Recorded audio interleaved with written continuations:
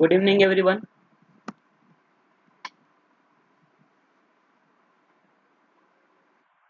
Good evening good evening. कल जो topic discuss किया था हमने बेसिक्स ऑफ लाइब्रेरी कैटलॉग, वो आप लोगों को समझ में आ गया या कोई क्वेरी है आपको अभी उसमें?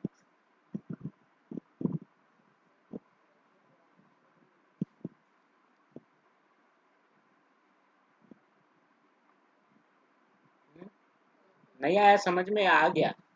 कल जो टॉपिक हमने पढ़ा था वो।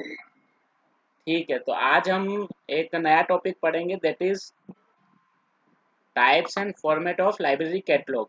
ठीक है, लाइब्रेरी कैटलॉग कितने तरह के होते हैं, उसका इंटरनल फॉर्म कैसा होता है और उसका एक्सटर्नल फॉर्म किस तरह का होता है। ठीक है, और ये है आपका unit, second unit means it is sixth unit of block two.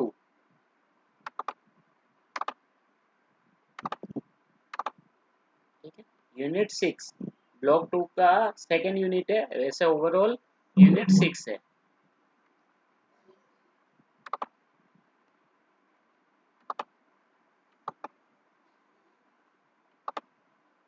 ठीक है, types and forms of catalogues.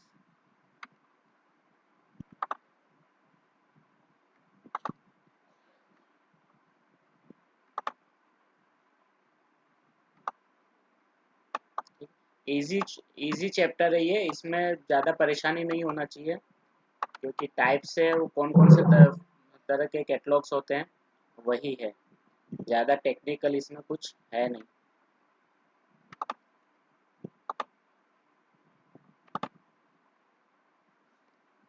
A library catalog has a long history of 1.5 century। ठीक है, 150 सालों से लाइब्रेरी कैटलॉग अस्तित्व में है, उससे पहले लाइब्रेरी कैटलॉग नहीं होते थे।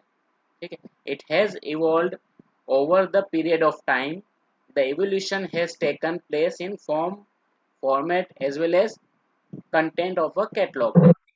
इसका जो इवोल्यूशन हुआ है वो सभी तरह से उसका इवोल्यूशन हुआ है। वो उसके फॉर्म भी, फॉर्म चाहे मान लीजिए, चाहे उसका कंटेंट मान लीजिए, या फिर उसका फॉर्मेट मान लीजिए, सभी तरह के एस्पेक्ट्स में लाइब्रेरी कैटलॉग का डेवलपमेंट पिछले 150 सालों में, 150 ईयर्स में हुआ है। Developments in document production and changing user need have affected the library catalogue. ठीक है, तो लाइब्रेरी कैटलॉग को कौन कौन सी चीज़ों ने अफेक्ट किया है?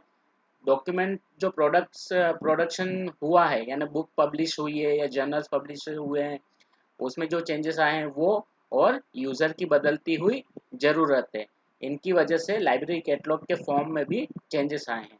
उसके साथ साथ आईसीटी का जो डेवलपमेंट हुआ है, उन्होंने भी लाइब्रेरी कैटलॉग के डेवलपमेंट में बहुत अहम रोल प्ले किया है। A catalog is discussed from the point of view of its external form, that is physical appearance, and internal form। ठीक है, कैटलॉग को दो तरह से हम डिस्कस कर सकते हैं। एक होता है उनका फिजिकल अपीयरेंस, कि वो किस तरह से, बाहरी उसका आवरण किस तरह का है, और उसका इंटरनल डेटा या उसका इंटरनल कंटेंट किस तरह का है। ठीक है, the different form have been discussed with their relative advantages and disadvantages in this unit। तो इस यूनिट में हम सभी उसके जितने भी टाइप्स होते हैं कैटलॉग के, उनको उनके एडवांटेजेस और डिसएडवांटेजेस के साथ हम पढ़ेंगे। ठीक है, तो first is inner form of a catalogue. The inner form of a catalog refers to the arrangement of catalog entry in a logical and systematic order to fall into a helpful sequence for storage and retrieval। The chart below depicts the various inner form of a catalog। ठीक है, जब हम internal form की बात करते हैं किसी catalogue में, तो वो क्या दर्शाता है? वो कार्ड की एंट्रीज को दर्शाता है, कि कार्ड को किस तरह से इंडेक्स किया गया है, उसकी एंट्रीज किस तरह से बनाई गई है, और उसकी जिस तरह से एंट्री होती है वो क्या करता है, वो उसको हेल्पफुल सीक्वेंस में ऑर्गेनाइज करने के लिए हेल्प करता है। ठीक है, ताकि उसको किसी एक प्रॉपर फॉर्म में या प्रॉपर वे ऑर्डर में अरेंज किया जाए। ठीक है, तो अगर इनर फॉर्म ऑफ कैटलॉग की बात की जाए तो तीन तरह के इनर फॉर्म ऑफ कैटलॉग होते हैं। फर्स्ट इज अल्फाबेटिकल, सेकंड जो होता है वो क्लासिफाइड होता है, और तीसरा होता है अल्फाबेटिको क्लास्ड। ठीक है, तो ये तीनों तरह के जो कैटलॉग हैं उनके बारे में हम थोड़ा डिस्कस करेंगे। ठीक है, और अल्फाबेटिकल में, अगर अल्फाबेटिकल की बात की जाए तो उसमें ऑथर होता है, नेम होता है, टाइटल होता है, सब्जेक्ट होता है और डिक्शनरी होता है। ठीक है, तो इन सब के बारे में हम थोड़ी थोड़ी बातें करेंगे। There are three types of inner form of catalog, that is alphabetical, classified and alphabetico-classed. Author name, title, subject, dictionary catalog falls in category of an alphabetical catalog. A classified catalog is so named because it is arranged in classified order. Classified order is an artificial order which may be difficult to use. Hence, a classified catalog has two parts. The other is being alphabetical, which is easy to use and lead the user to the classified part. Alphabetical classed catalog is variation of classified catalog. It overcomes the shortcoming of the artificiality of classified arrangement by making it classified alphabetically. ठीक है, तो classified जो catalogue होता है, alphabetical तो हम सब समझते हैं, क्लासिफाइड जो कैटलॉग होता है उसमें दो तरह की एंट्री होती है, एक होती है क्लास नंबर के अकॉर्डिंग और दूसरी होती है अल्फाबेटिकल। ठीक है, तो क्लास नंबर के अकॉर्डिंग जो एंट्री होती है वो काफ़ी डिफिकल्ट होती है यूज़र के लिए समझने के लिए। ठीक है, क्योंकि उस तरह की एंट्री में ये माना जाता है कि यूज़र को क्लासिफिकेशन का नॉलेज होगा, लेकिन ऐसा नहीं होता है, इसलिए यूज़र्स क्लासिफाइड कैटलॉग का यूज़ नहीं कर पाते हैं। ठीक है, और उसकी जो डिसएडवांटेजेस हैं उसको सॉल्व करने के लिए जो क्लास से कैटलॉग टाइप बना वो था अल्फाबेटिको क्लास्ड। ठीक है, तो इसके बारे में भी हम थोड़ा पढ़ेंगे।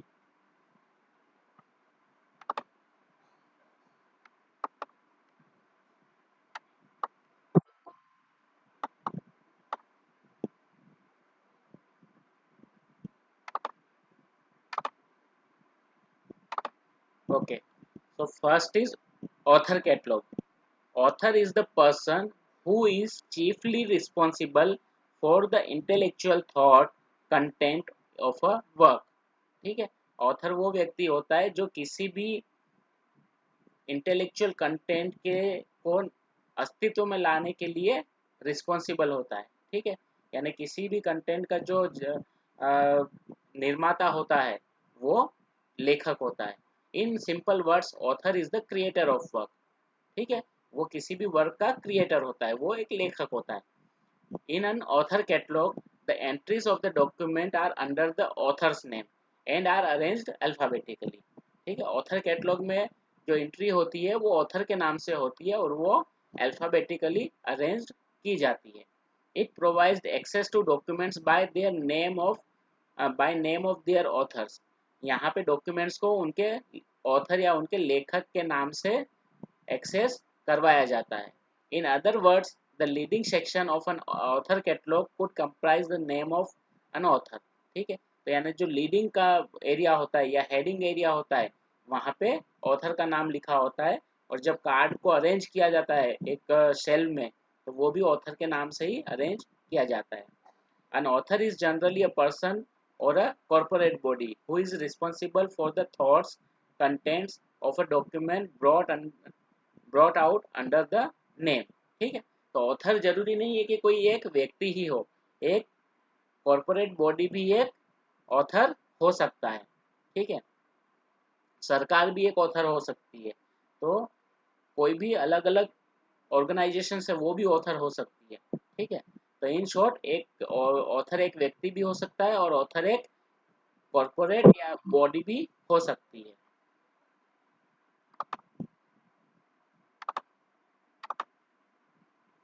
Listing of personal names of authors varies greatly because of cultural tradition in the naming of person in different region of the world.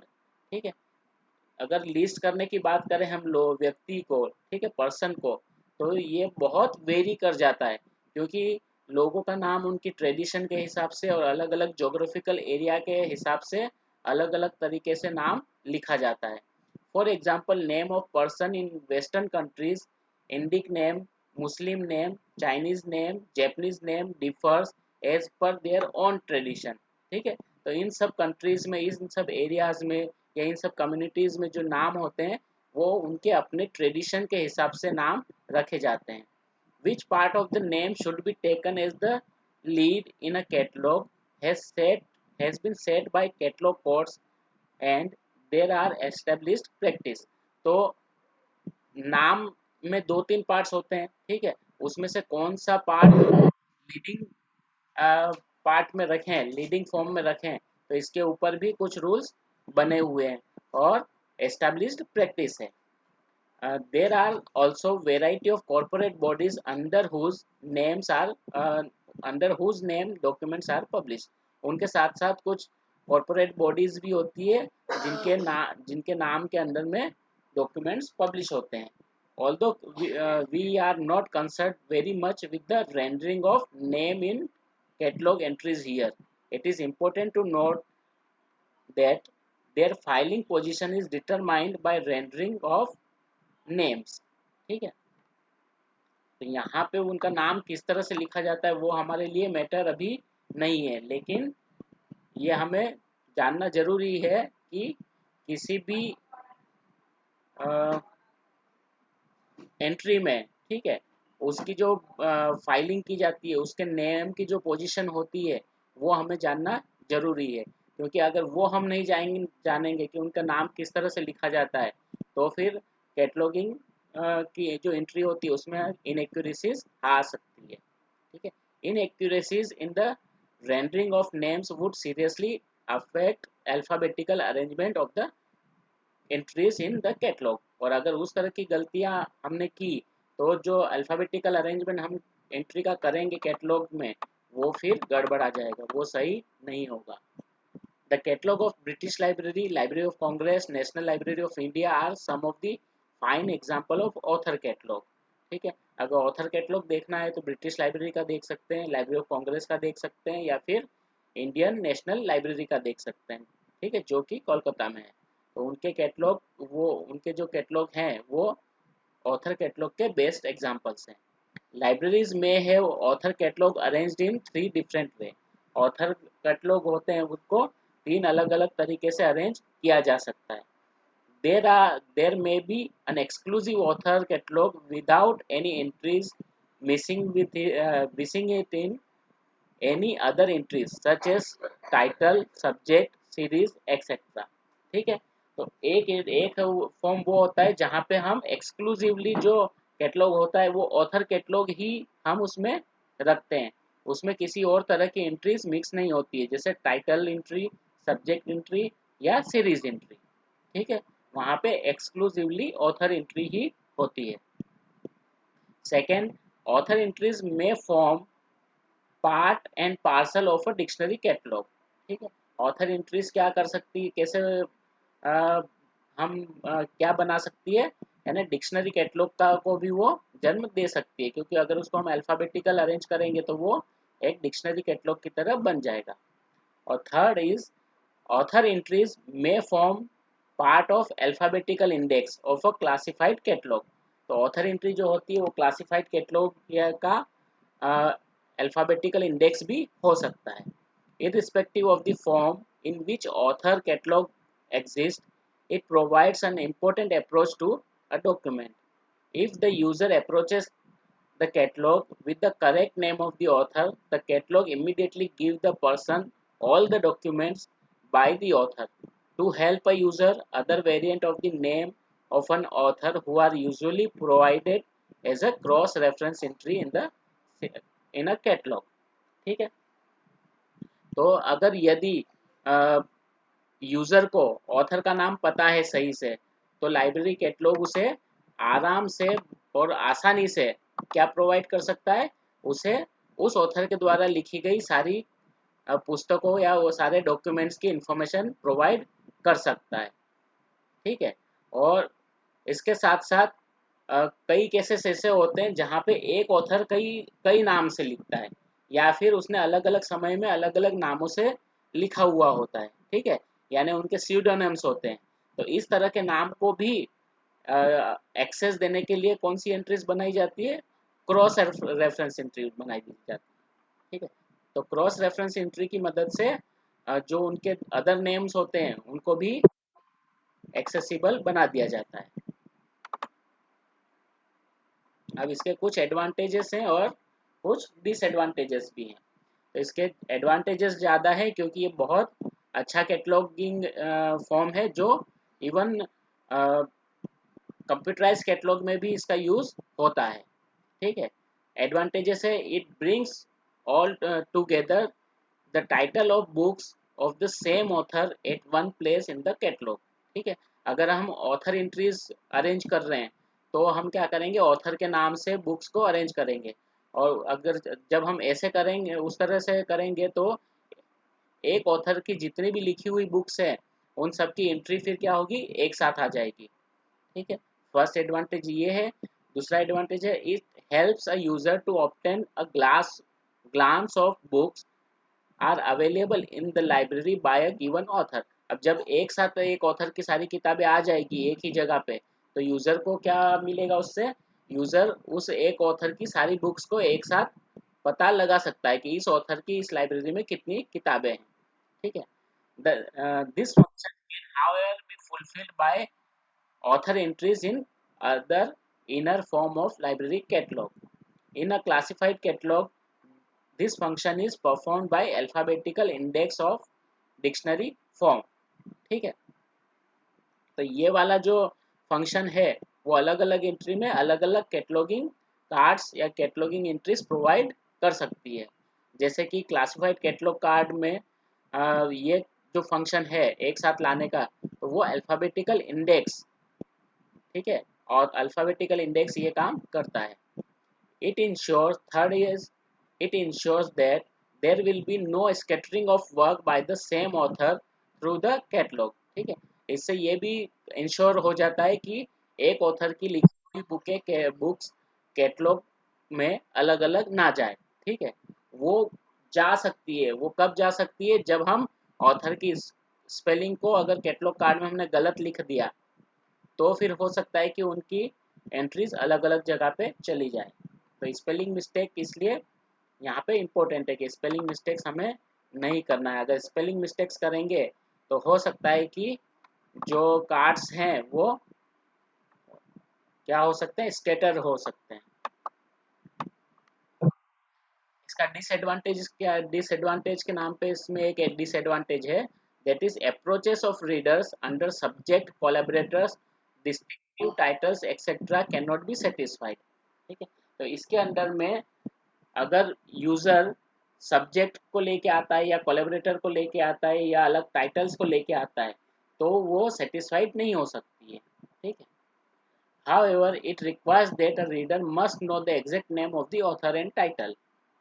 In case of author is known by different form of names or pseudonyms, the reader may be helped with the use of C references. ठीक है, जिसमें C and C also भी आता है। ठीक है, तो C references का यूज करके किसी अगर उनके pseudonyms है तो उस pseudonym को एक्सेस किया जा सकता है। Second is name catalogue.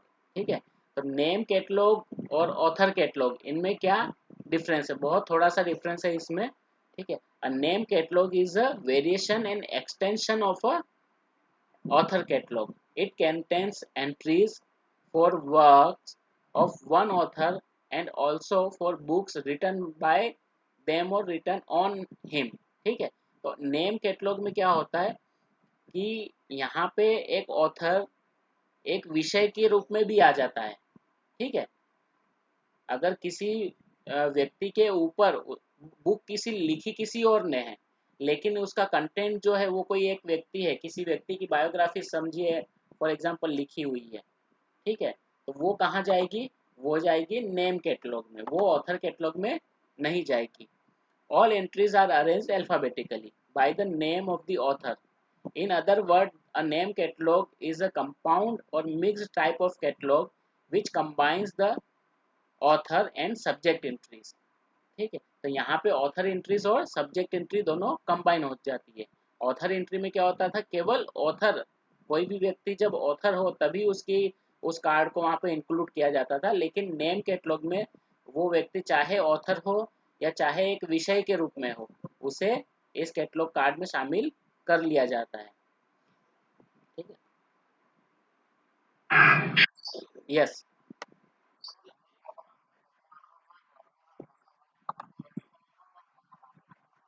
हाँ, नहीं, दोनों आ जाएगा। दोनों आ जाएगा। देखिए, अगर समझिए कि किसी एक एक बुक लिखी गई है महात्मा गांधी, ठीक है, महात्मा गांधी बिब्लियोग्राफिकल स्केच एक बुक का नाम है। उस बुक के लेखक जो है वो है लॉर्ड भीकू पारेख। ठीक है। तो उस नेम कैटलॉग में दो एंट्री होगी उस बुक की।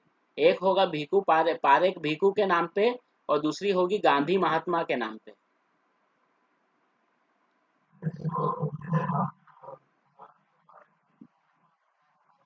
हाँ, वो सारी आ जाएगी नेम कैटलॉग में, वो सारी आ जाएगी। और ये वाला जो भीकू पारेख वाला जो कार्ड है, वो अगर हम ऑथर इंडेक्स की बात, ऑथर कैटलॉग की बात करें, तो फिर वहां पे भीकू पारेख वाला जाएगा, वहां पे महात्मा गांधी वाला नहीं जाएगा। ठीक है, क्योंकि यहाँ पे महात्मा गांधी जो है एक विषय के रूप में है, वो एक लेखक के रूप में नहीं है। ठीक है। लेकिन नेम कैटलॉग में ये देखा जाता है कि कहाँ पे कोई भी नेम है, चाहे वो कॉरपोरेट नेम हो या किसी व्यक्ति का नाम हो, और व्यक्ति का नाम चाहे वो एक लेखक के रूप में हो, चाहे फिर विषय के रूप में हो। ठीक है। तो दोनों फॉर्म में उसको यहाँ पे इंक्लूड कर लिया जाता है। ठीक है। तो एक व्यक्ति एक विषय के रूप में भी इस कैटलॉग कार्ड में आ जाएगा और एक लेखक के रूप में भी आ जाएगा।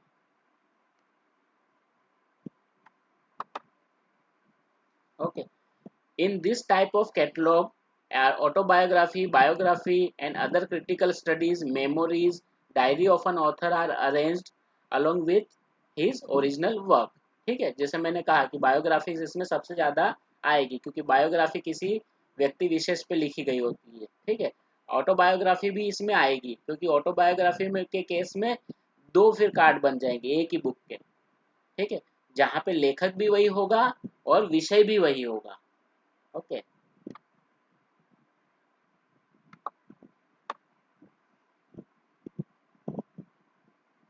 The author entries includes corporate authors both as an author and as well as a subject, name series, place name forming part of an author's heading. ठीक है। यानी कोई किसी प्लेस का भी नाम जो ऑथर हेडिंग का पार्ट होता है वो भी उसके अंदर आ जाएगा। The following example exemplify this points. ठीक है। A person as an author. ठीक है। अब एक व्यक्ति एक ऑथर के रूप में कैसे होगा? Jawaharlal Nehru, Jawaharlal discovery of India. ठीक है। ये यहाँ पे बुक का नाम है। ठीक है। नेहरू जवाहरलाल बुक का नाम, नेहरू जवाहरलाल ये अलग बुक्स हैं। ठीक है। ये नेहरू जवाहरलाल। ओके। देन अगर वो व्यक्ति विषय के रूप में होगा, ठीक है, तो वो Jawaharlal Nehru Jawahar political biography by, ये यहाँ पे बुक का नाम हो गया। ठीक है। जवाहरलाल नेहरू बायोग्राफी बाय, अलग अलग जो बुक्स का नाम है वो यहाँ पे दिया हुआ है। Nehru the making of a nation by MJ Akbar. ठीक है। ये यहाँ पे ये तीन एग्जांपल दिए जहाँ पे ये व्यक्ति जो है वो एक विषय के रूप में, यहाँ पे लेखक अलग है। ठीक है। ये तीनों में लेखक अलग है, लेकिन तीनों के जो विषय हैं वो जवाहरलाल नेहरू हैं। ठीक है। उसके बाद कॉरपोरेट, जो कॉरपोरेट एंट्रीज है, कॉरपोरेट ऑथर्स है, तो यहाँ पे उसके एग्जांपल्स है जैसे Oxford historical series, Madras university. ठीक है। और यहाँ पे जो भी सीरीज और कॉरपोरेट ऑथर होते हैं वो नेम सीरीज का पार्ट बनेंगे। ठीक है। प्लेस, ऑथर का नाम जिस नेम में आ रहा है, एक प्लेस का नाम जैसे मैंने कहा था कि ऑथर के नाम को फॉर्म कर रहा हो प्लेस का नाम, तो फिर वो भी इसमें आ जाएगा, जैसे बॉम्बे यूनिवर्सिटी, कलकत्ता यूनिवर्सिटी या दिल्ली यूनिवर्सिटी। ठीक है। तो ये सारा प्लेस का नाम भी उसके अंदर आ जाएगा। Name catalogue serves as an author catalogue and also as a subject catalog. Any reader interested on the work by or on the author may find this type of catalog very useful to find specific material on of his interest. ठीक है, ऐसे व्यक्ति या ऐसे users जो किसी लेखक के द्वारा या लेखक के ऊपर लिखी गई पुस्तकों को ढूंढना चाहते हैं, तो वैसे यूजर्स के लिए ये कैटलॉग बहुत ज़्यादा यूजफुल रहते हैं. In this type of catalog, one can find the work of Rabindranath Tagore as well as work on him arranged in a single alphabetical order under Tagore. ठीक है, तो उसका एंट्री टैगोर के अंदर उनको रविन्द्रनाथ टैगोर से के द्वारा लिखी गई बुक्स भी मिल जाएगी और रविन्द्रनाथ टैगोर के ऊपर लिखी गई बुक्स भी मिल जाएगी. ठीक है, name catalogue seem to be most confined to Great Britain. ठीक है, इस तरह के कैटलॉग जो है वो सबसे ज़्यादा यानी ग्रेट ब्रिटेन में पाए जाते हैं. ठीक है, वहाँ पे इस तरह के कैटलॉग्स का ज़्यादा use. Such a catalogue outside Great Britain appears to be rare. लेकिन ग्रेट ब्रिटेन या ब्रिटेन के बाहर इस तरह के कैटलॉग बहुत रेयर पाए जाते हैं, बहुत कम उनका यूज ब्रिटेन के बाहर होता है.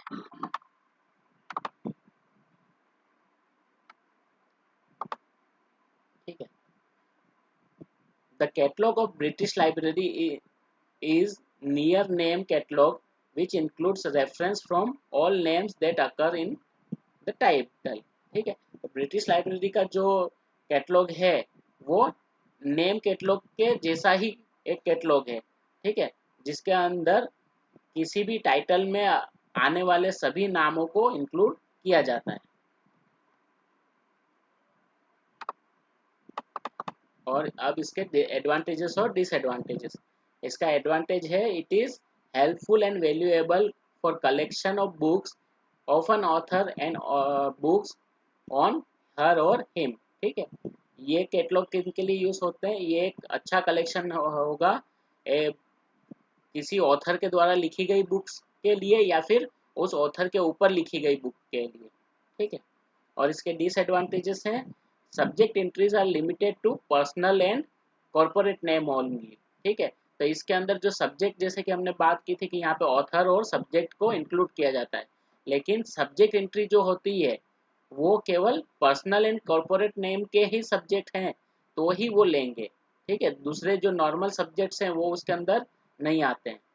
There is no title entry in this form of catalogue so also under collaborator and series.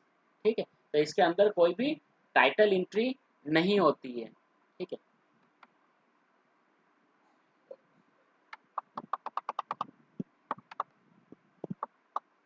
Then title catalogue. Title catalogue जैसे नाम से ही हमको समझ में आ रहा है कि इसके अंदर सारी एंट्री जो होती है वो किसी भी डॉक्यूमेंट के टाइटल से होती है. In a title catalogue the title of document occupy the leading section of entries which are arranged in an alphabetical order. ठीक है, इसके अंदर जो हेडिंग होती है वो टाइटल से होती है और उसके बाद सारे कार्ड्स जो होते हैं वो अल्फाबेटिकली या सारी एंट्रीज जो होती है वो अल्फाबेटिकली अरेंज होती है. Queries of readers who remember only the exact title can be answered with the help of title catalog. ठीक है, तो यहाँ पे कौन कौन से ऑथर कौन कौन से यूजर्स की क्वेरी सेटिस्फाई की जा सकती है, उन्हीं यूजर्स की क्वेरी सेटिस्फाई की जा सकती है जिन्हें बुक का टाइटल करेक्ट पता है.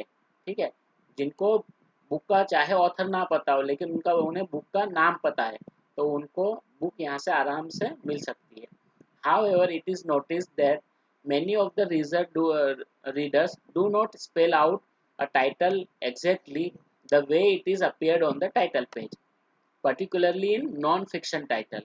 ठीक है, तो लेकिन सब बहुत बार ये देखा गया है कि जो यूजर्स होते हैं उनको बुक का जो करेक्ट टाइटल होता है जिस तरह से उसके टाइटल पेज पे लिखा होता है उस तरह से उसका नाम याद नहीं होता है. ठीक है, to fulfill title approach of reader, entries can be selectively provided in catalog of public libraries for fiction and those and for those that are not well known by their titles. ठीक है, तो title approach देने के लिए जो entries होती है, ठीक है, वो कैटलॉग कार्ड्स में सिलेक्टिवली प्रोवाइड की जाती है। ठीक है, वो वाली एंट्रीज बनाई जाती है जो वेल नोन है। ठीक है, और जो वेल नोन नहीं है उसकी एंट्रीज कम होती है। ठीक है, और यहाँ पे मेनली एंट्रीज जो वेल नोन एंट्रीज टाइटल के नाम से कौन सी होती है, वो फिक्शनल वर्क्स होते हैं। ठीक है, नॉवेल्स के नाम लोगों को बाय टाइटल ज़्यादा याद होते हैं, स्टोरीज के नाम ज़्यादा याद होते हैं, या पोएट्री का कलेक्शन होता है उसके नाम ज़्यादा होते हैं। यानी लिटरेरी वर्क जो होता है, फिक्शनल वर्क, उसके नाम लोगों को ज़्यादा याद होते हैं।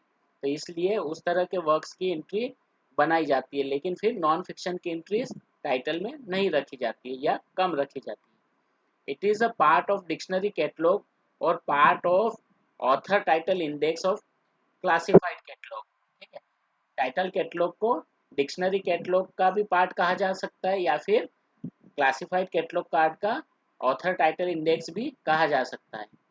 For books in classical language, particularly in Sanskrit and Pali, this catalog is somewhat preferred।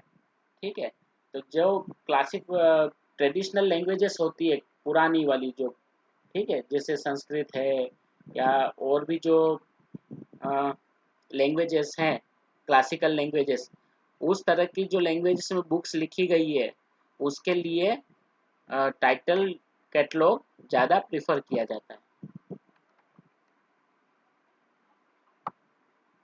Now advantages and disadvantages.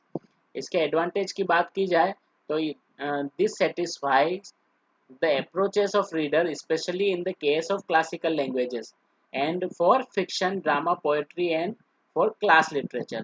ठीक है, तो ये दो तरह के वर्क में ज़्यादा यूजफुल होता है। एक होता है क्लासिकल लैंग्वेज के लिए ये ज़्यादा यूजफुल होता है, और दूसरा जो लिटरेरी वर्क होते हैं, फिक्शंस होते हैं, या ड्रामा, पोएट्री, नॉवेल, इस तरह के वर्क्स के लिए डिक्शनरी, ये टाइटल कैटलॉग ज़्यादा यूजफुल होता है। और इसके डिसएडवांटेजेस की बात की जाए तो it can not alone satisfy all approaches of the readers except the title approach. ठीक है, तो ये अकेला यूज़र की सारी नीड को कंप्लीट नहीं कर सकता है टाइटल अप्रोच के अलावा। ठीक है, तो वैसे तो ये इस तरह ये डिसएडवांटेज नहीं है, क्योंकि उसकी लिमिटेशन ही वो है। ठीक है, टाइटल है, अगर टाइटल कैटलॉग है तो वो टाइटल के थ्रू ही एंट्री प्रोवाइड करेगा, किसी और तरीके से एंट्री प्रोवाइड नहीं कर सकता है। इसीलिए कैटलॉग कार्ड्स जो बनाते हैं वो टाइटल, सब्जेक्ट एंड ऑथर, तीन नाम से हम बनाते हैं। ठीक है, fourth is alphabetical subject catalogue. It is a list of books in a collection, each entered under the name of the specific subject as a heading, the entries being arranged alphabetically। ठीक है, तो ये एक collection में क्या होता है, list of books है, और सारी जो बुक्स हैं उनको उनके सब्जेक्ट के अकॉर्डिंग अल्फाबेटिकली अरेंज किया जाता है। Several books on the same subject will be brought together in the catalog। तो जब उनको अल्फ़ाबेटिकली और सब्जेक्ट वाइज हम अरेंज करेंगे तो एक ही सब्जेक्ट वाली सारी किताबें क्या होगी, वो एक साथ आ जाएगी।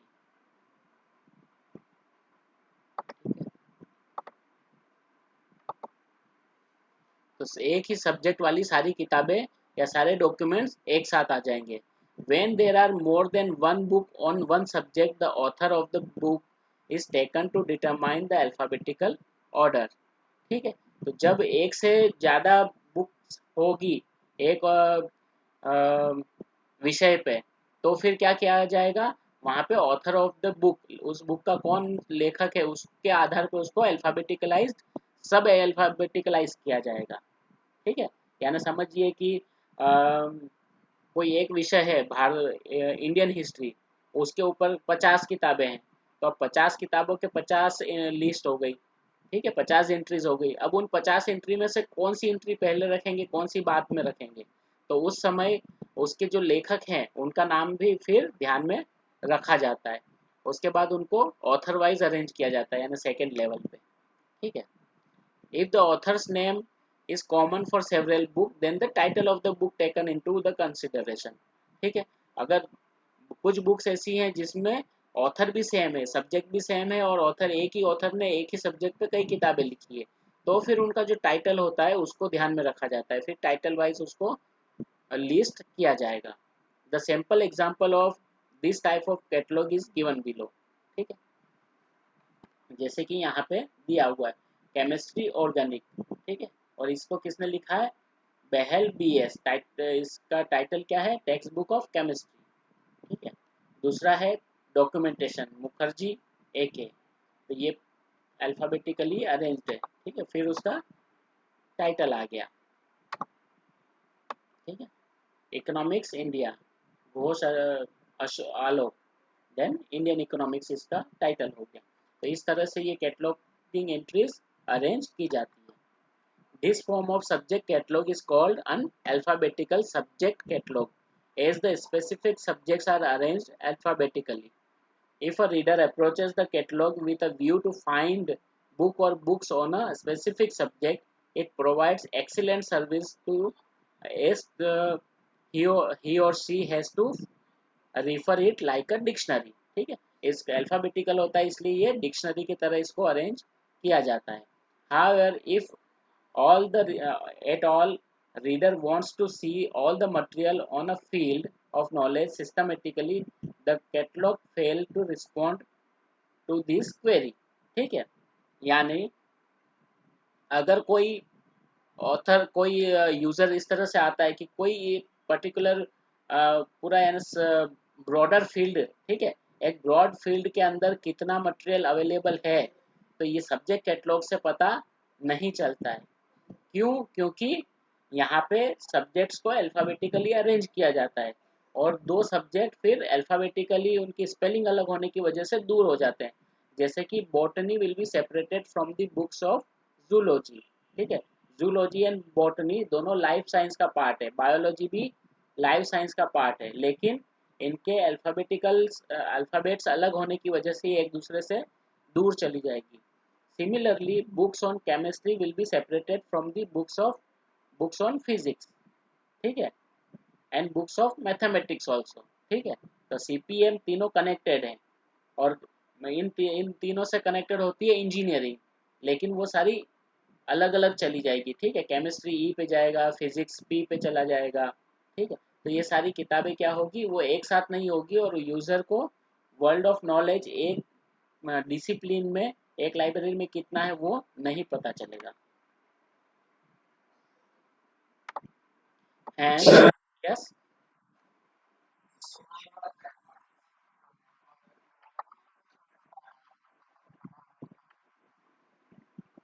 अगर यूजर को एक विषय पे कितनी किताबें हैं वो जानना है तो यूजर को फायदा होगा। ठीक है, अगर यूजर को समझिए कि इंडियन हिस्ट्री पे कितनी किताबें हैं वो देखना है, तो यूजर को फायदा होगा, एक साथ इंडियन हिस्ट्री लिंक हो जाएगा। ठीक है, और इंडियन हिस्ट्री पे जितनी भी किताबें हैं उनके सबकी एंट्रीज एक साथ होगी, इसलिए इंडियन हिस्ट्री पे कितनी किताबें वो यूजर को एक साथ पता चल जाएगा। ठीक है, लेकिन इसका डिसएडवांटेज क्या होगा कि अगर यूजर को हिस्ट्री पे कितनी किताबें हैं वो जानना है तो वो उसे नहीं पता चल सकता है। ठीक है, इंडियन हिस्ट्री जैसे I पे चला जाएगा, है ना, अमेरिकन हिस्ट्री A पे चला जाएगा, अमेरिकन हिस्ट्री। ठीक है, चाइनीज हिस्ट्री C पे चला जाएगा। ठीक है, उसके भी सॉल्यूशंस होते हैं, लेकिन उसके सॉल्यूशन भी इतने ज़्यादा परफेक्ट नहीं है कि ये सारे सब्जेक्ट की जो शॉर्टकमिंग्स है वो कंप्लीट कर दे। ठीक है, हिस्ट्री के केस में ये हो सकता है कि हम कंट्री का नाम पहले लिखने की बजाय बाद में लिखें, हिस्ट्री कॉमा इंडिया। ठीक है, history comma USA, history comma Britain, history comma China, तो हिस्ट्री सारी किताबें एक साथ आ जाएगी। लेकिन ये साइंस के सब्जेक्ट्स में पॉसिबल नहीं है, क्योंकि हम हर बुक को science comma botany, science comma zoology इस तरह से नहीं लिख सकते। ठीक है,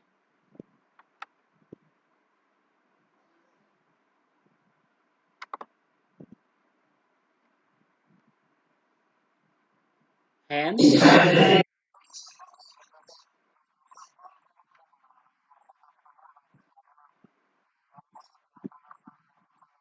हाँ, यस, यस।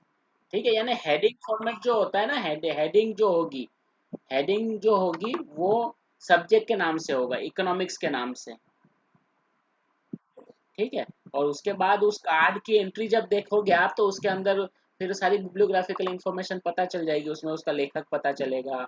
ये यहाँ पे एग्जाम्पल में इस तरह से दिया हुआ है, लेकिन जब एंट्री होगी तो उसकी सारी बिब्लियोग्राफिकल डिटेल उस एंट्री में होगी। ठीक है, जी जी जी, हर एक बुक का सारी डिटेल वहाँ पे होगी होगी।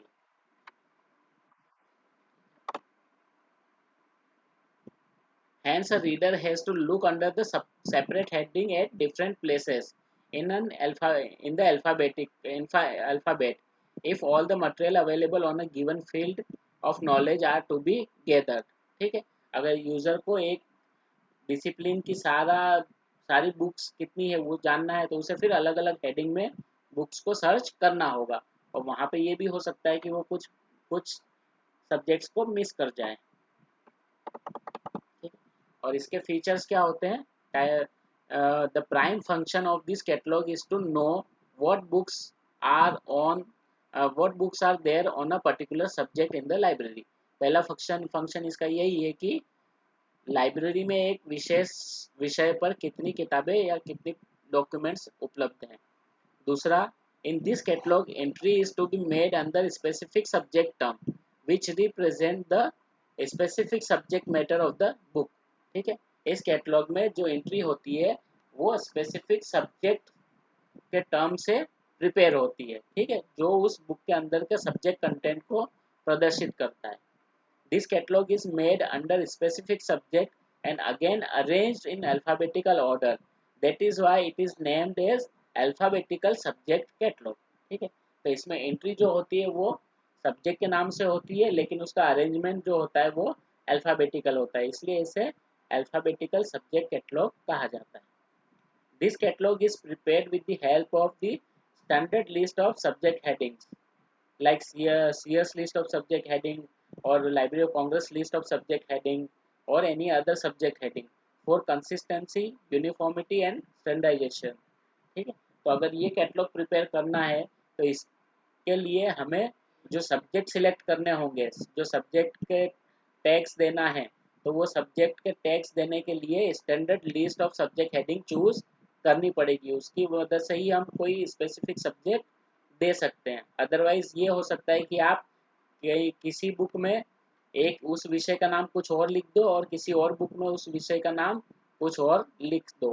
ठीक है, तो ये प्रॉब्लम हो सकती है, यानी होमोनियम्स वाली सिनोनियम्स की जो प्रॉब्लम है वो यहाँ पे फेस करने में आ सकती है अगर हम किसी विशेष list of standard list of subject heading का यूज नहीं करेंगे तो। ठीक है, नाउ अब इसके जो एडवांटेजेस हैं वो हैं, with the help of this catalogue the specific subject approach of the reader is satisfied. ठीक है, इस कैटलॉग के थ्रू आप यूजर की सब्जेक्ट अप्रोच को सेटिस्फाई कर सकते हो। और डिसएडवांटेजेस अगर देखें तो the related subjects are scattered through the catalogue owing to their alphabetical arrangement. ठीक है, जो रिलेटेड सब्जेक्ट्स होते हैं इस कैटलॉग में वो सारे अलग अलग चले जाते हैं। क्यों? क्योंकि उनके जो अल्फ़ाबेट्स होते हैं वो अलग अलग होते हैं।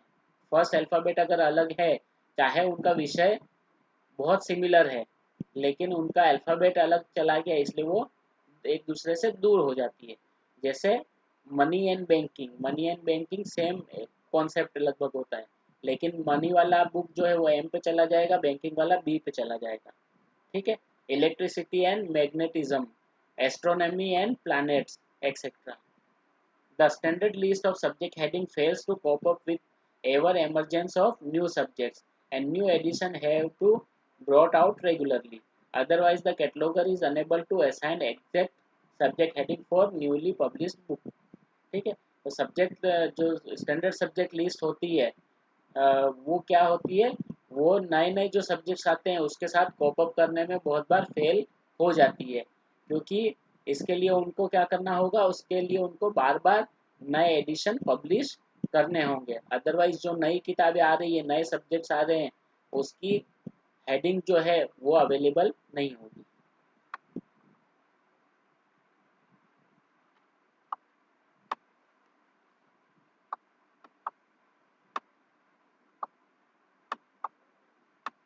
Then dictionary catalog. It is a catalog in which all the entries, author, title, subject, series, etc., and their related references are arranged together in an alphabetical references. It resembles arrangement of entry in a dictionary where where the words are strictly arranged alphabetically. The various entries of this catalog are arranged just like a dictionary. That is why it is called a dictionary catalog.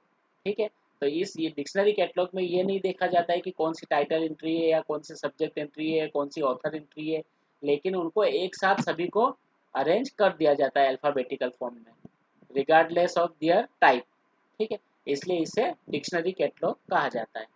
इसके feature की बात करें तो ये क्या है, it is a mixed type of catalogue where we can find two distinct approaches merge together.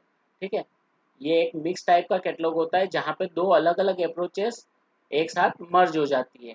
It is a combination of two distinct and different approaches, the author and title approach for the reader who knew the book by the author he or she wants, the subject approach of the reader who doesn't know either the name of the author or the title of the book but wants material on a definite subject. ठीक है, तो सभी तरह के जो cataloguing entries है वो इसमें मिक्स हो जाते हैं. As a result of this type of rearrangement, quite unrelated headings will come together and related headings will be dispersed. ठीक है, तो इसमें क्या होगा, अनरिलेटेड जो हेडिंग्स होती है वो एक साथ आ जाएगी और रिलेटेड हेडिंग्स दूर होती जाएगी. जैसे क्लासिफिकेशन एंड कैटलॉगिंग वो दूर हो जाएगी. Flowers and rose will be disappeared. ठीक है, disperse sorry. It takes its name from its arrangement which follows a simple alphabetical order of entries. ठीक है, इसके नाम से ही हमें पता चलता है कि ये अरेंजमेंट में सिंपल अल्फाबेटिकल अरेंजमेंट को यूज करता है. So far the subject entries are concerned, it follows the principle of specific subject heading. It should be entered under specific subject. ठीक है, जहाँ तक सब्जेक्ट एंट्रीज का सवाल है, सब्जेक्ट एंट्रीज क्या करती है, स्पेसिफिक सब्जेक्ट हेडिंग्स को यूज करती है और उसे फिर एक किसी भी स्पेसिफिक सब्जेक्ट हेडिंग के अंदर में लिस्ट किया जाना चाहिए. Dictionary catalogue provides an elaborated scheme of cross reference to bring together scattered subjects and to correlate and unify the entries in order to bring systematic and logical order. Dictionary catalogue क्या करता है, एक उनके elaborated scheme होती है उनकी cross reference entry. ठीक है, जिसकी वजह से वो जो स्कैटर्ड सब्जेक्ट्स होते हैं उनको एक साथ लाने की कोशिश करते हैं. A dictionary catalog with cross reference is called syntactic और connective catalog. ठीक है, ऐसे डिक्शनरी कैटलॉग जिसमें क्रॉस रेफरेंस एंट्रीज भी होती है उसे सिंटैक्टिक या कनेक्टिव कैटलॉग कहा जाता है. A dictionary catalog is divided into two files. ठीक है, डिक्शनरी कैटलॉग दो भागों में बटा हुआ होता है. One for author title and series and collaborator entries and other for subject entries.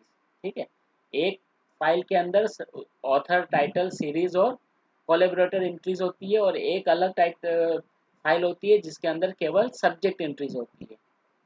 Different type of entries in this catalogue are main entry under author और अंडर ऑथर. ठीक है, पर्सनल और कॉर्पोरेट ऑथर एंड टाइटल. ठीक है, तो जो main entry होती है वो ऑथर के नाम से होगी, चाहे वो पर्सनल ऑथर हो या कॉर्पोरेट ऑथर हो, और टाइटल के नाम से होगी. और एडेड एंट्रीज जो होती है वो जॉइंट ऑथर के नाम से, ट्रांसलेटर के नाम से, editor, compiler, title, series and then subject analytical entries होती है, जो कि in this in case of collection of papers like conferences and seminar proceeding, articles of journals, etc., author, title, subject, analytical entries are to be prepared. ठीक है, जहाँ पे collection of papers होते हैं, ठीक है, जैसे कॉन्फ्रेंसेस होती है, सेमिनार्स होते हैं, ठीक है, उस तरह के केसेस में सब्जेक्ट एनालिटिकल एंट्रीज भी प्रोवाइड की जाती है। यस, वॉइस कट रही है मेरी। Just minute, let me check.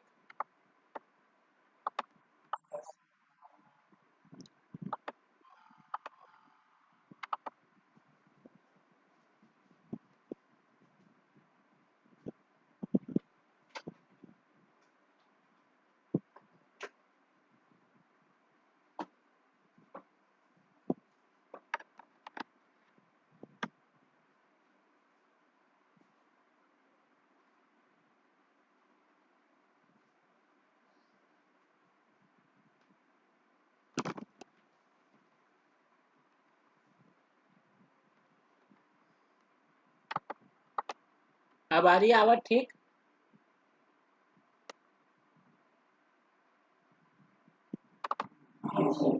आ रही है ना? ओके। कैमरा बंद किया तो शायद नेटवर्क कनेक्टिविटी थोड़ी सुधर गई। Okay, subject analytical entries.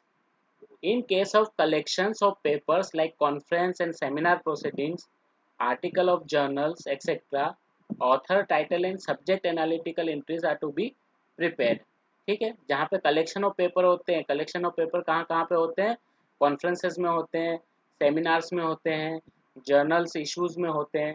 ठीक है, तो वहाँ पे टाइटल, ऑथर और सब्जेक्ट एनालिटिकल एंट्रीज को बनाया जाता है। उसके साथ साथ इसमें क्रॉस रेफरेंस एंट्री भी होती है। क्रॉस रेफरेंस एंट्री दो तरह की होती है, एक सी रेफरेंस एंट्री होती है और एक सी ऑल्सो रेफरेंस एंट्री होती है। ठीक है, सी references from the unused to used heading and from a specific subject to general subject for narrower term to a broader term। ठीक है, एग्जाम्पल यहाँ पे दिया है, जैसे रोज अगर लिखा है, कोई रोज पे बुक्स ढूंढ रहा है, रोजेस पे, तो वहाँ पे सी ऑल्सो लिख के फ्लावर्स लिखा है कि आप केवल रोजेस में मत ढूंढिए, फ्लावर्स में भी ढूंढिए, हो सकता है वहाँ भी कोई रोज के ऊपर बुक मिल जाए। इसके एडवांटेजेस और डिसएडवांटेजेस काफ़ी हैं। ठीक है, फर्स्ट इसका एडवांटेजेस है, it is the most popular form of catalogue used in public school and college libraries और even in university libraries. Its popularity is due to its arrangement like a dictionary in an alphabetical order। ठीक है, इसकी simplicity की वजह से ये बहुत popular है। ठीक है, बहुत आसानी से ये क्रिएट हो जाता है और आसानी से अरेंज भी हो जाता है। ठीक है, it can satisfy the different need of the readers. ठीक है, इसके अंदर सब्जेक्ट भी आ जाता है, टाइटल भी आता है, ऑथर भी आ जाता है। ठीक है, तो हर तरह की यूजर नीड को सेटिस्फाई कर देता है। The users need the users need not to be aware of class number to refer this catalogue. इस कैटलॉग को यूज करने के लिए यूजर को क्लास नंबर का नॉलेज होना जरूरी नहीं है। With the help of reference and general references, readers are guided from one heading to another heading। ठीक है, तो इसके अंदर क्रॉस रेफरेंस एंट्रीज भी होती है, जिसकी वजह से यूजर को एक हेडिंग से दूसरी हेडिंग तक गाइड भी किया जाता है। Direct approaches on any subject can be satisfied easily. ठीक है, if a reader wants book on cricket, he will refer the catalog directly under the term and at once he will know all books available on the cricket in the library। ठीक है, तो ये direct approach भी alphabetical होने की वजह से ये प्रोवाइड करता है। अगर किसी को क्रिकेट पे बुक चाहिए तो वो सीधा सीधा कैटलॉग में क्रिकेट टर्म ढूंढेगा और उसे क्रिकेट के ऊपर जितनी भी किताबें हैं वो मिल जाएगी।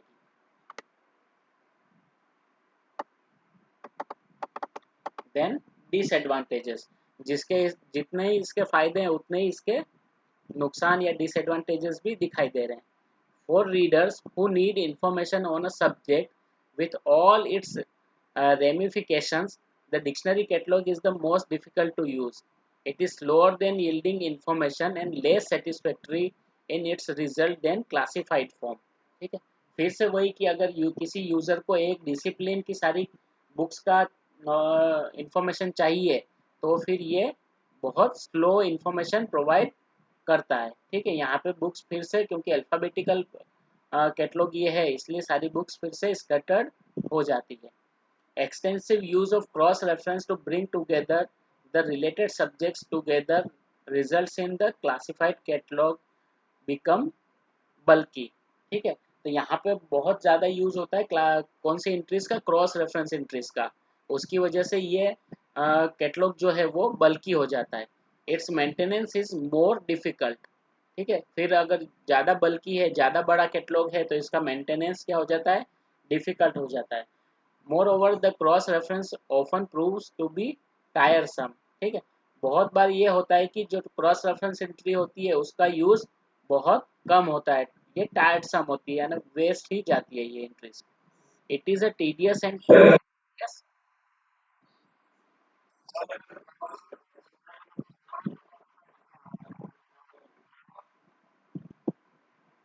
क्या कैसे पता चलेगा?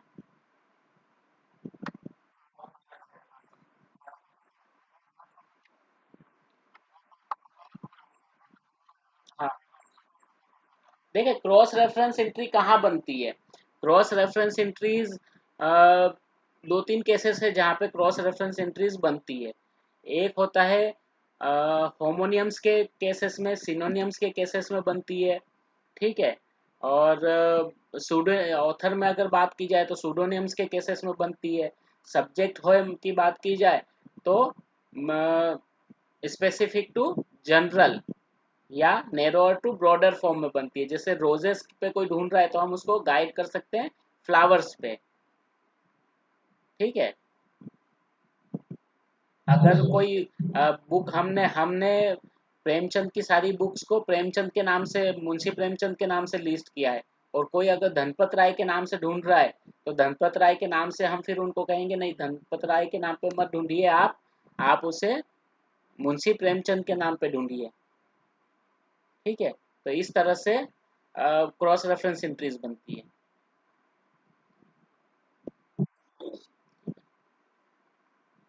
तो वो तब होता है जब हमें ज़रूरत महसूस हो। अगर हमको खुद को ही नहीं लग रहा है कि वहाँ पे कोई क्रॉस रेफरेंस एंट्री की ज़रूरत है, तो फिर उसकी ज़रूरत कम ही होती है। क्योंकि एज ए लाइब्रेरियन अगर हमें नहीं लग रहा है कि उसकी ज़रूरत है, यूज़र किसी और नाम से ढूंढ सकता है, उन अगर हमें फील नहीं हो रहा है, तो फिर उसकी ज़रूरत नहीं है। ठीक है, क्योंकि एक लाइब्रेरी प्रोफेशनल से पहले हम भी एक यूज़र ही है। हमको उस कैटलॉग को एक यूज़र की दृष्टि से देखना पड़ेगा कि अगर वो पर्टिकुलर बुक है तो हम उसे किस तरह से ढूंढने की कोशिश कर सकते हैं। ठीक है,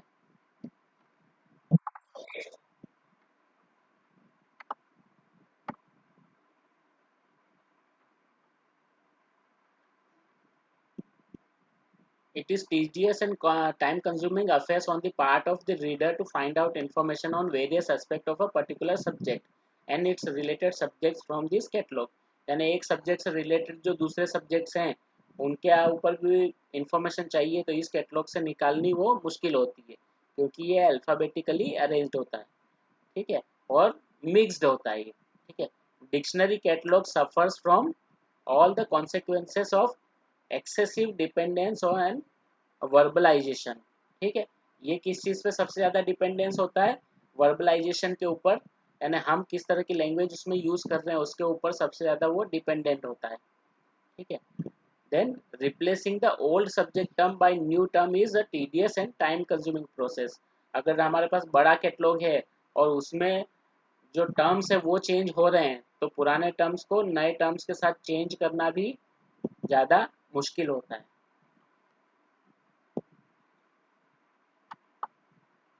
ठीक है, लेकिन इसके भी सॉल्यूशंस हैं। अगर समझिए कि एक कोई कॉन्सेप्ट है, कोई भी एक कॉन्सेप्ट है, ठीक है, और समय के साथ उस कॉन्सेप्ट का नाम चेंज हो जा रहा है और आपके पास उसकी कई किताबें हैं, तो आप सब में क्या करोगे, सबका अगर सब्जेक्ट चेंज करोगे या कोई और वे है?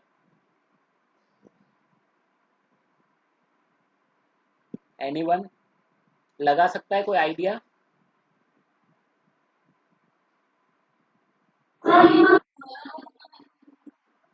मैं ये कह रहा हूँ, एक लाइब्रेरी में आप काम कर रहे हो, ठीक है, वहां पे एक कॉन्सेप्ट या एक सब्जेक्ट के ऊपर बहुत सारी किताबें आपके पास, और जनरेशन चेंज के साथ साथ उस सब्जेक्ट का नाम भी चेंज हो जाता है, ठीक है, और लोग उस सब्जेक्ट को ही किसी और सब्जेक्ट के नाम से सर्च करते हैं। तो आप क्या करोगे, सभी का नाम चेंज करना पड़ेगा, सभी का सब्जेक्ट चेंज करना पड़ेगा ना, क्योंकि वो पुराना सब्जेक्ट है तो कोई यूज नहीं कर रहा उसको। तो आप क्या करोगे, उसको सबको चेंज करोगे या फिर कोई और वे भी आप यूज कर सकते हो?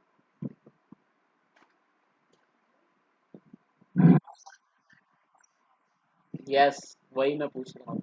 क्रॉस रेफरेंस एंट्री दोगे आप, क्या करोगे इजीली, आप एक, देखिए उसके बाद आपके पास जो बुक आ रही है उसको तो आप नए नाम से एंट्री कर सकते हो, ठीक है, और जो पुरानी बुक है जिनका वही सब्जेक्ट है लेकिन उसमें टर्म कोई और है, तो आप उसको क्या करोगे, क्रॉस रेफरेंस एंट्री बना दोगे।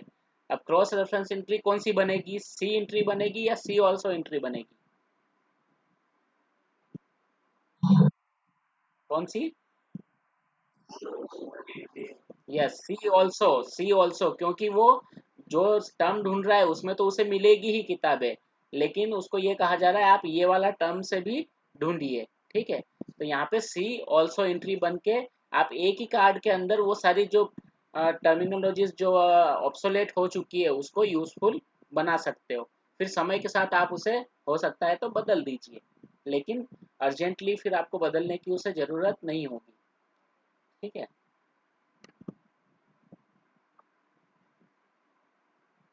तो क्रॉस रेफरेंस एंट्री का यूज यही होता है।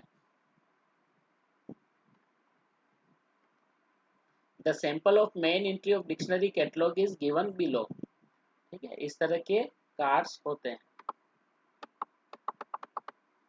ये मेन एंट्री, अब ये पालित एस, ये इसकी हेडिंग आ गई, पालित एस आर है।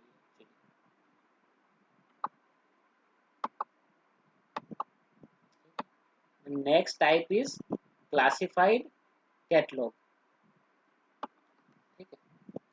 Classified catalogue provides access to information by subject. It is different from an alphabetical catalog in that the arrangement is by class number, ठीक है। तो ये जो क्लासिफाइड कैटलॉग होता है, ये एक्सेस, इंफॉर्मेशन को एक्सेस कैसे प्रोवाइड करता है, सब्जेक्ट के थ्रू प्रोवाइड करता है, ठीक है। और ये जो अल्फ़ाबेटिकल कैटलॉग होता है उससे ये अरे अलग होता है, क्योंकि इसके अंदर जो अरेंजमेंट होता है वो क्लास नंबर के अकॉर्डिंग होता है, ठीक है। टाइटल वाइज ये अल्फ़ाबेटिकल नहीं होता है, क्लास नंबर वाइज होता है। It brings an artificiality as the user is expected to be aware of the scheme of classification. तो यहाँ पे आर्टिफिशियलिटी यही आ जाती है कि इसमें ये एक्सपेक्ट किया जाता है कि यूजर को भी क्लासिफिकेशन स्कीम के बारे में पता हो, क्योंकि अगर क्लास नंबर के अकॉर्डिंग हम अरेंज कर रहे हैं तो यूजर को क्लास नंबर के बारे में पता है, तभी वो ढूंढ पाएगा, अदरवाइज वो नहीं ढूंढ पाएगा। To help the user, a classified catalogue is in two part, ठीक है। यूजर को हेल्प करने के लिए क्लासिफाइड कैटलॉग जो होते हैं उसमें दो भाग होते हैं, ठीक है। एक भाग होता है क्लासिफाइड कैटलॉग जिसमें क्लासिफिकेशन स्कीम के अकॉर्डिंग एंट्री की जाती है, एंट्री अरेंज की जाती है, and the other part being alphabetical in nature that guide the user in navigating through the classified part and reaching the desired information, ठीक है। तो एक और जो उसका पार्ट होता है वो अल्फाबेटिकल होता है, ठीक है, और उसके थ्रू क्या किया जाता है, यूजर को क्लासिफाइड कैटलॉग में पहुंचाया जाता है और फिर वहां से आप इंफॉर्मेशन ढूंढ सकते हो। According to Encyclopedia of Librarianship, it is a catalog of subject entries arranged in a systematic order according to a scheme of classification, ठीक है। ये एक ऐसा कैटलॉग होता है जिसमें सब्जेक्ट एंट्रीज को एक क्लासिफिकेशन स्कीम के अकॉर्डिंग अरेंज किया जाता है। Doctor Ranganathan defines it as a catalog in which some of the number entries and some are the word entries, ठीक है। इसमें कुछ नंबर्ड एंट्रीज होती है और कुछ वर्ड एंट्रीज होती है। Consequently, a classified catalog consists of two parts. One is classified part and another is alphabetical part, ठीक है। तो जो क्लासिफाइड पार्ट होता है वो नंबर्ड एंट्री होता है और अल्फाबेटिकल पार्ट होता है वो वर्ड एंट्री होता है।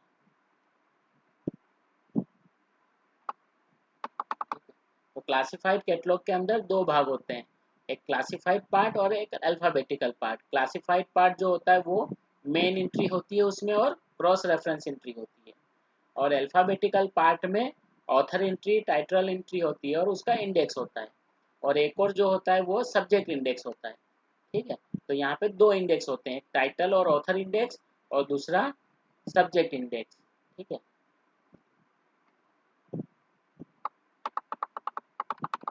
जो ऑथर टाइटल इंडेक्स होता है उसे बुक इंडेक्स भी कहा जाता है। ठीक है, और सब्जेक्ट इंडेक्स को क्लास इंडेक्स एंट्री भी कहा जाता है। तो first is classified part.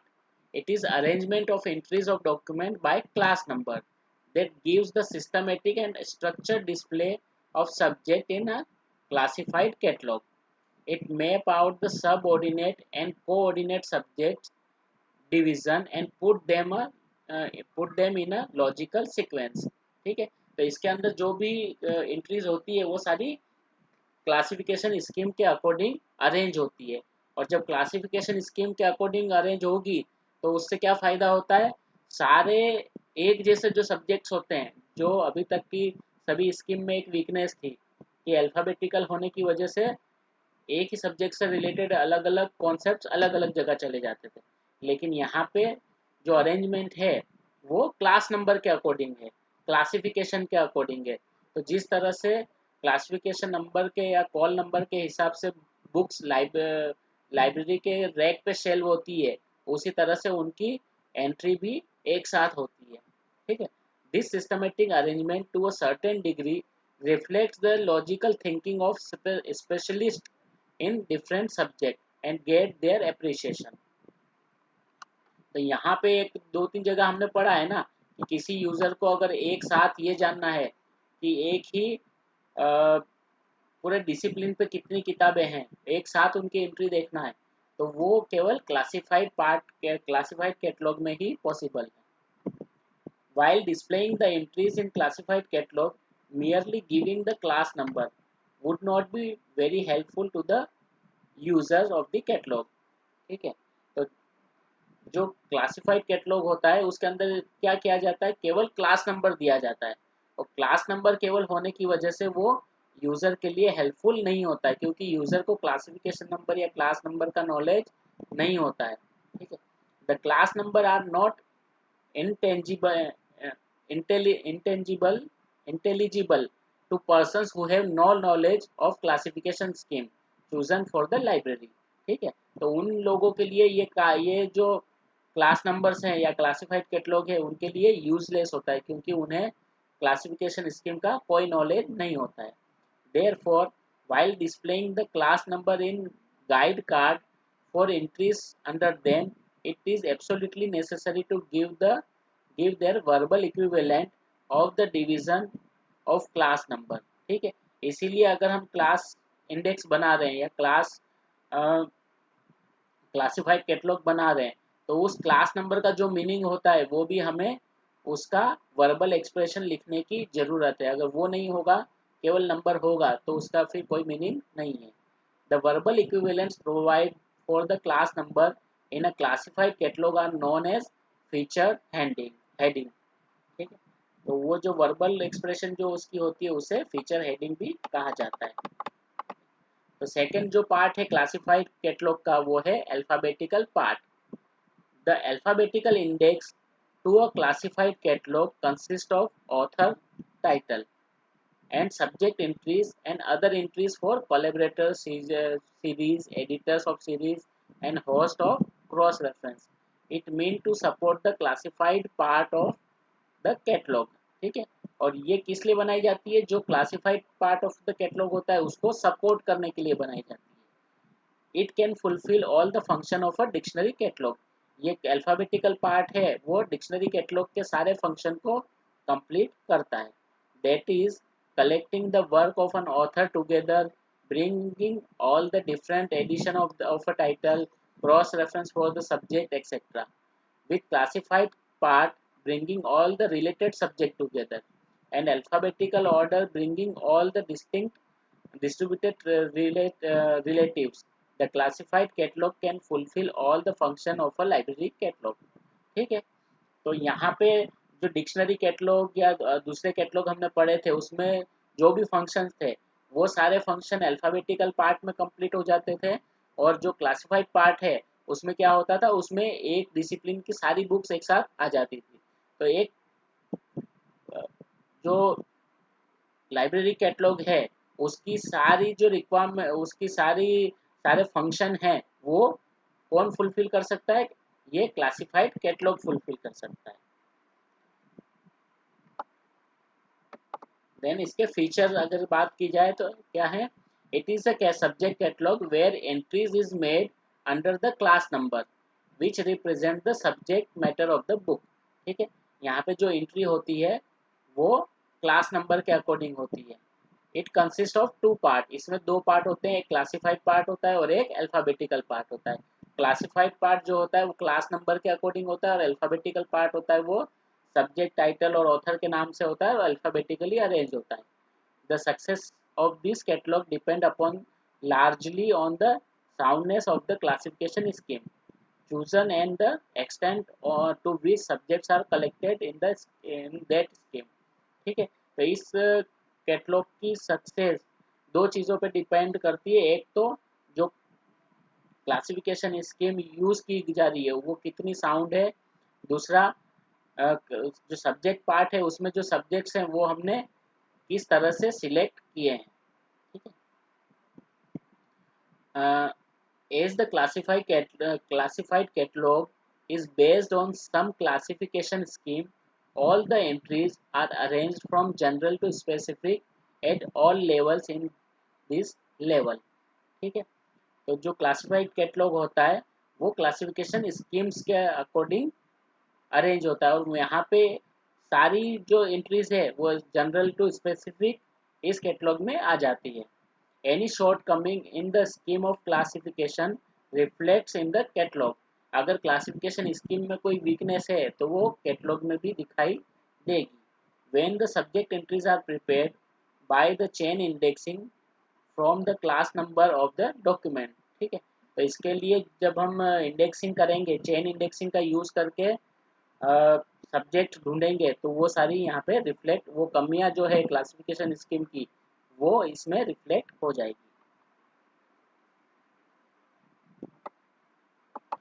Now इसके advantages.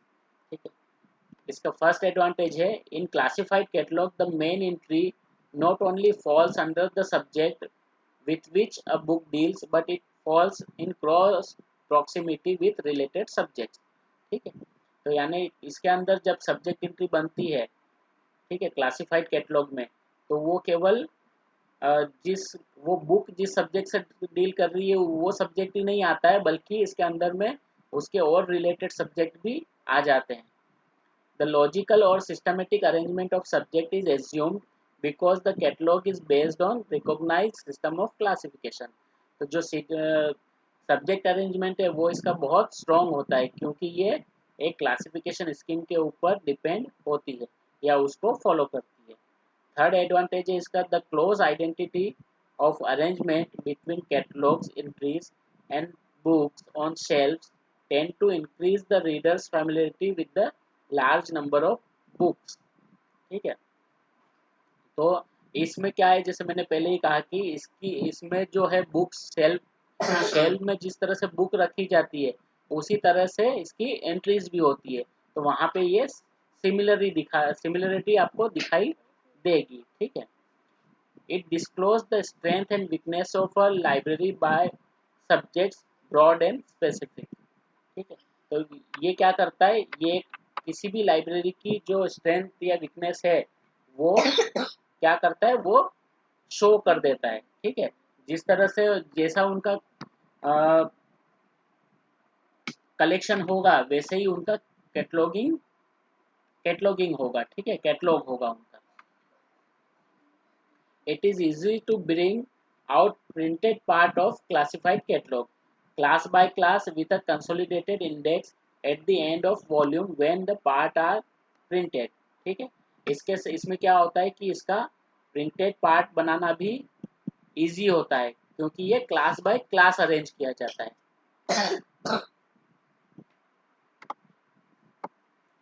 when specific sections of classes of the classified catalog in a large library with fairly balanced and representative active collection can be used as relative subject biography। कुछ section जो होते हैं classes के classified catalogue में, ठीक है, वो क्या करते हैं, बड़ी लाइब्रेरीज जो होती है वहाँ पे उसको रिलेटिव सब्जेक्ट बायोग्राफी के बिब्लियोग्राफी के रूप में यूज किया जाता है। ठीक है, कौन को जो जो सब्जेक्ट्स रिलेटेड होते हैं उसकी वो बिब्लियोग्राफी अलग अलग से बना सकते हैं। क्यों? क्योंकि वो क्लासिफिकेशन के ऊपर डिपेंडेंट है, तो सारी जो एक सब्जेक्ट से रिलेटेड बुक्स होती है वो एक साथ उसमें लिस्ट हो जाती है। इसलिए जो रिलेटिव सब्जेक्ट बिब्लियोग्राफी है वो वहाँ पे बना दी जाती है, बन सकती है। ठीक है, उसे यूज किया जाता है रिलेटेड बिब्लियोग्राफी के रूप में। The arrangement of entries according to notation of classification scheme makes it independent of natural language। ठीक है, इसे इसके अंदर क्योंकि नोटेशन या क्लासिफिकेशन के आधार पे इसको अरेंज किया जाता है, इसलिए ये क्या होता है, ये जो नेचुरल लैंग्वेज का यूज इसमें नहीं होता है। ठीक है, which may lead to international standardisation and ultimate international cooperation. ठीक है, तो अगर नेचुरल लैंग्वेज का यूज नहीं है, इसके अंदर क्लासिफिकेशन स्कीम का ही यूज हो रहा है, तो फिर इंटरनेशनल स्टैंडर्डाइजेशन जो है वो इसमें बढ़ जाता है, क्योंकि वो जगह जगह पे जो लैंग्वेज वेरीज करती है वो उसको प्रभावित नहीं कर सकती है, क्योंकि इसके अंदर नेचुरल लैंग्वेज का यूज होता ही नहीं है। ठीक है, a classified catalog is very helpful for exhaustive literature search as it offers all possible approaches. The classified part satisfies the linear approaches. In alphabetical part, it serves multidimensional verbal approaches. ठीक है, तो जो classified part होता है वो linear approach को support करता है। आप यानी एक सब्जेक्ट के ऊपर सारी किताबें देख सकते हो या एक डिसिप्लिन पे सारी किताबें देख सकते हो, उससे रिलेटेड जो बुक्स है वो भी देख सकते हो। और अल्फ़ाबेटिकल पार्ट्स में क्या होता है, वो वर्बल अप्रोच को सेटिस्फाई करता है। वहाँ पे आप ऑथर वाइज, सब्जेक्ट वाइज या टाइटल वाइज भी बुक सर्च कर सकते हो। ठीक है, more number of readers can consult the catalog at the same time because of the facility of separate catalog cabinet both in classified and alphabetical part। ठीक है, तो जो इसके कैटलॉगिंग के कैबिनेट पार्ट होते हैं वो क्लासिफाइड के लिए अलग होता है और अल्फ़ाबेटिकल के लिए अलग होता है, इसलिए एक एक ही समय पे ज़्यादा यूजर्स उसको कंसल्ट कर सकते हैं। Then change in the subject terminology do not seriously affect the classified catalog। अगर सब्जेक्ट में कोई टर्मिनोलॉजी में चेंज होता है तो भी क्लासिफाइड कैटलॉग पे कोई फर्क नहीं पड़ता है, क्योंकि वो नेचुरल लैंग्वेज से फ्री होता है। Only the subject index card in the alphabetical portion need to be refilled according the changed terminology. ठीक है, तो उसमें चेंज कहाँ करना पड़ता है, जो अल्फाबेटिकल पार्ट होता है उसमें, तो वहाँ पे सब्जेक्ट इंडेक्स कार्ड में ही चेंजेस करने होते हैं। ठीक है, the index entry of a classified catalogue are easier to use and consult. तो उसके जो इंडेक्स वाली एंट्रीज होती है यानी जो अल्फाबेटिकल एंट्रीज होती है वो यूज करने में इजी होती है। Then arrangement of entries in the classified part is the same as that of books on shelf. ठीक है, क्लासिफाइड पार्ट के अंदर जो जिस तरह से एंट्रीज होती है उसी तरह से शेल्फ के अंदर बुक रखी जाती है। तो शेल्फ में रखी हुई बुक्स और क्लासिफाइड कैटलॉग की एंट्रीज दोनों सेम होती है। Arrangement in the alphabetical part is like a dictionary. लेकिन जो अल्फाबेटिकल पार्ट होता है वहाँ पे जो अरेंजमेंट होता है वो डिक्शनरी कैटलॉग की तरह होता है, which is easy to understand. ठीक है, डिक्शनरी कैटलॉग होने की वजह से ये बहुत आसान होता है यूज करने में। ठीक है, arrangement of multilingual entries do not present difficult in the classified part, but in the alphabetical part multilingual entries can present difficulties। जो मल्टीलिंगुअल एंट्रीज होती है, ठीक है, जहाँ पे एक से ज़्यादा भाषाओं की एंट्री होती है, तो वो क्लासिफाइड कैटलॉग के ऊपर कोई प्रभाव नहीं डाल पाती, क्योंकि वहाँ पे नेचुरल लैंग्वेज का यूज़ नहीं होता है, ठीक है। हालांकि ये एंट्रीज जो होती है वो अल्फ़ाबेटिकल पार्ट में उसका प्रभाव रहता है।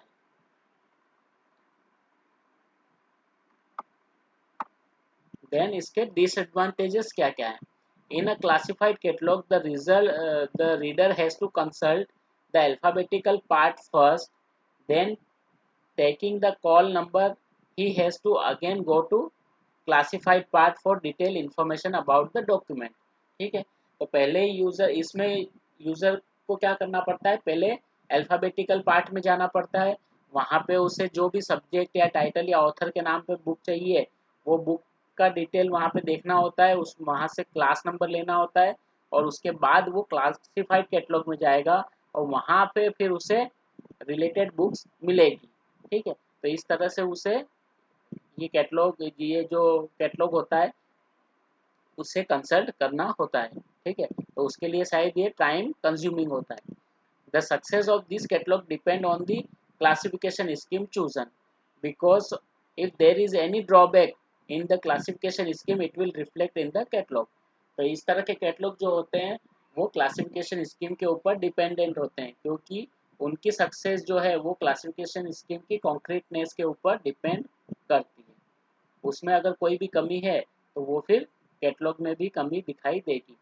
Revision of classification scheme necessitates revision in the relevant part of the subject catalog, ठीक है। अगर क्लासिफिकेशन स्कीम में कोई भी चेंज होता है तो यहाँ पे पूरा फिर कैटलॉग में भी पूरा चेंज हो जाएगा उस पर्टिकुलर पार्ट में, ओके, ठीक है। तो यहाँ पे dictionary catalogue and classified catalogue इन दोनों का कंपैरिजन दिया हुआ है, ठीक है। तो अगर अरेंजमेंट की बात करें तो जो डिक्शनरी कैटलॉग होता है वो अल्फा एक ही अरेंजमेंट होता है जो से अल्फाबेटिकल होता है, और क्लासिफाइड कैटलॉग में दो अरेंजमेंट होते हैं, क्लासिफाइड पार्ट होता है और एक अल्फाबेटिकल पार्ट होता है,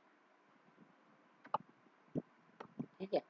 author and title filiation, work of the same author, different edition of a same work, different translation of the book are kept together.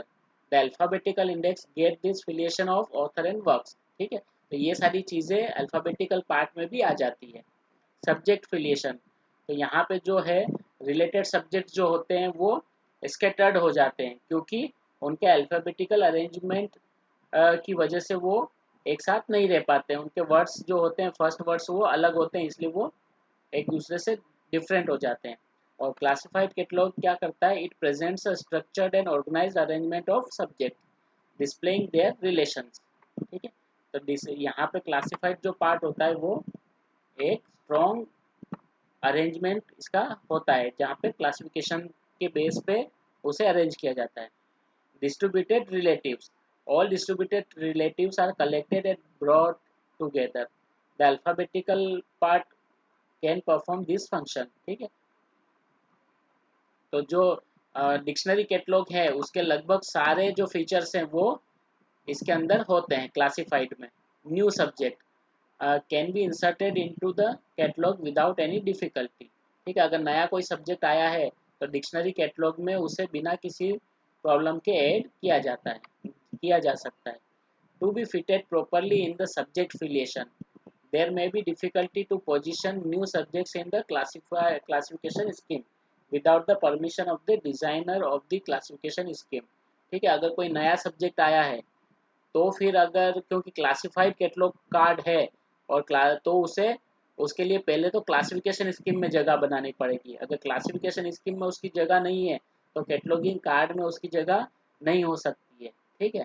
तो इसके लिए पहले जो क्लासिफिकेशन स्कीम का ऑथर है उससे परमिशन लेनी पड़ेगी, वहाँ पे चेंज करने पड़ेंगे, और उसके बाद ही कोई आप नया सब्जेक्ट इसमें ऐड कर सकते हो। Specific subject, it provides a specific direct approach to the user if he search under the particular subject and need not to require to know the classification scheme, ठीक है। तो यहाँ पे अगर कोई विशेष सब्जेक्ट पे बुक ढूंढना है डिक्शनरी कैटलॉग में तो यूज़र को क्लासिफिकेशन स्कीम की ज़रूरत नहीं होती है, ठीक है। और क्लासिफाइड कैटलॉग में क्या होता है, reader has to consult alphabetical part first, then taking the class number he has to refer the classified part, then only he can get all the book on the subject, ठीक है। तो first user को क्या करना होता है, alphabetical part में जाना होता है, वहाँ पे उसे सब्जेक्ट ढूँढना होगा, फिर वहाँ से कॉल नंबर लेना होगा और उसके बाद क्लासिफाइड कैटलॉग को ब्राउज़ करना होगा।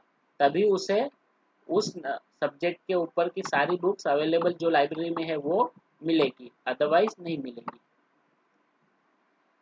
क्लासिफिकेशन एज अ बेसिस, तो डिक्शनरी कैटलॉग में क्लासिफिकेशन का कोई रोल नहीं होता है और क्लासिफाइड कैटलॉग में क्लासिफिकेशन स्कीम का रोल बहुत ज़्यादा होता है। यूज़ ऑफ क्रॉस रेफरेंसेस, तो जो ये है डिक्शनरी कैटलॉग, यहाँ पे extensive use of cross references किया जाता है, ठीक है। अल्टीमेटली नॉट अल्टीमेटली बिकम, तो उसकी वजह से ये क्या होता है, अल्टीमेटली बहुत ज़्यादा बल्कि हो जाता है ये catalogue. Number of cross references less due to the automatic presence of classified arrangement which brings related subject together, ठीक है। तो यहाँ पे क्रॉस रेफरेंस एंट्रीज की जो क्रॉस रेफरेंस एंट्रीज का जो यूज़ होता है वो कम होता है, क्योंकि क्लास वाइज अरेंज होने की वजह से सारी बुक्स जो है ऑटोमेटिकली एक साथ आ जाती है।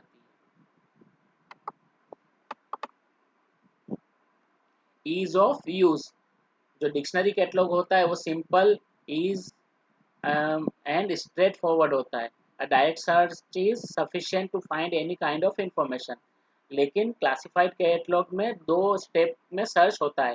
पहले अल्फ़ाबेटिकल पार्ट में जाइए, वहाँ से इंफॉर्मेशन ढूंढिए और इंफॉर्मेशन जो आपको चाहिए वो मिलने के बाद उसका नंबर लेके फिर आपको क्लासिफाइड पार्ट में जाना पड़ेगा, उसके बाद आप आगे बढ़ सकते हैं। Then international cooperation, dictionary part में it is difficult to have international cooperation, लेकिन क्लासिफाइड कैटलॉग में it is possible if UDC is used with its multilingual indexes which facilitate literature searches for foreign language literature, ठीक है। अगर UDC को आप classification scheme का base बना के क्लासिफाइड कैटलॉग बनाएंगे या डीडीसी को यूज़ करके बनाएंगे तो आपको इंटरनेशनल कोऑपरेशन भी इसमें मिल सकता है। Then printing can not be done in parts, इसके अंदर जो डिक्शनरी कैटलॉग होता है उसमें पार्ट अलग अलग पार्ट्स में जो प्रिंटिंग है वो नहीं की जा सकती है, लेकिन क्लासिफाइड कैटलॉग में जो प्रिंटिंग है वो पार्ट वाइज की जा सकती है। Compilation of bibliography, dictionary catalogue में बिब्लियोग्राफी कंपाइल करना पॉसिबल नहीं होता है, लेकिन क्लासिफाइड कैटलॉग कार्ड में आप बिब्लियोग्राफी कंपाइल कर सकते हैं। स्ट्रेंथ ऑफ अ कलेक्शन, जो डिक्शनरी कैटलॉग होता है वहाँ पे आपको इस कलेक्शन की स्ट्रेंथ पता नहीं चलती है, जबकि क्लासिफाइड कैटलॉग में आपको कलेक्शन की स्ट्रेंथ पता चल जाती है,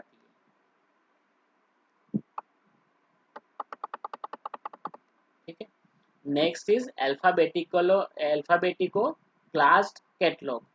अब ये जो है, ये अल्फाबेटिकल जो इंडेक्स हमने देखा था, ठीक है, और जो क्लास इंडेक्स क्लासिफाइड इंडेक्स देखा, क्लासिफाइड कैटलॉग देखा था, इन दोनों का क्या है, ये कॉम्बिनेशन है।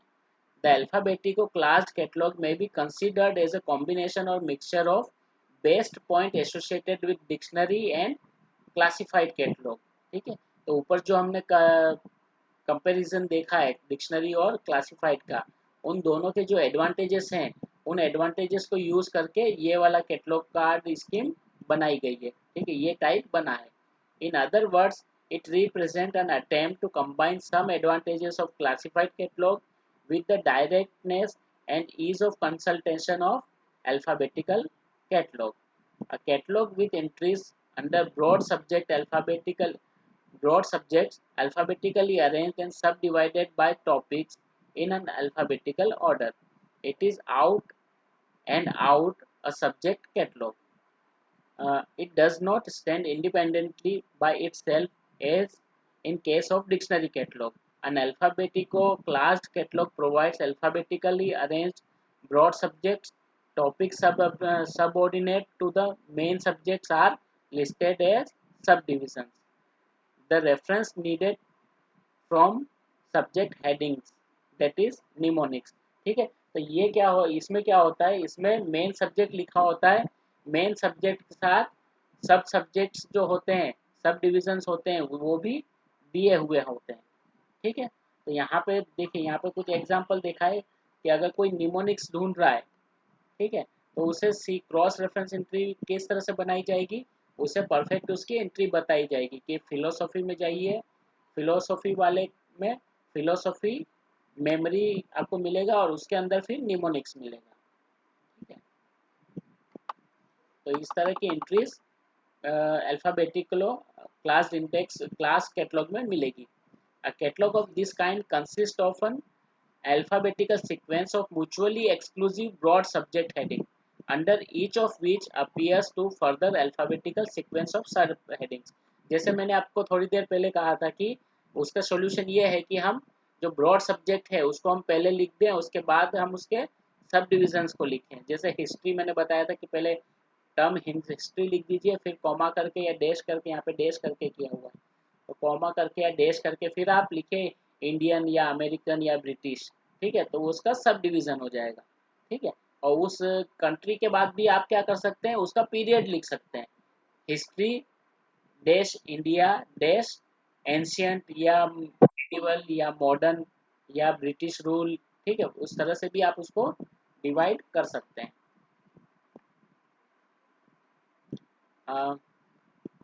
The process of alphabetical division can be carried down to the degree of minuteness required by the material being catalogued. The rearrangement of DDC division of 600 technology in an alphabetical order would yield the following. अगर आप 600 को